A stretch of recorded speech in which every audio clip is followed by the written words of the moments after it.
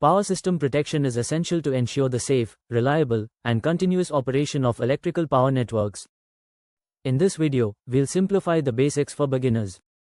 Protection systems are designed to detect faults, like short circuits or overloads, and isolate the faulty part without affecting the rest of the system. This is done using protective devices like relays, circuit breakers, fuses, and current transformers. When a fault occurs, these devices act instantly to prevent damage to equipment and reduce the risk of power outages or fires. Let's start with the key components. Relays sense abnormal conditions and send signals to circuit breakers, which then disconnect the faulty section. There are different types of relays: overcurrent relays, distance relays, and differential relays, each used for specific situations.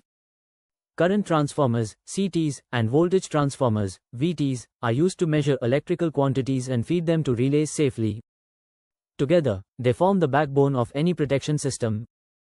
Protection schemes vary depending on the part of the grid being protected, whether it's a generator, transformer, transmission line, or distribution system. For example, generators need differential protection, while transmission lines often use distance protection. The goal is always the same: to protect lives, prevent damage, and ensure quick system recovery. With the increasing integration of renewables and smart grids, modern protection systems are also becoming more digital and automated. Learning these basics sets a strong foundation for electrical engineering students and professionals entering the power industry.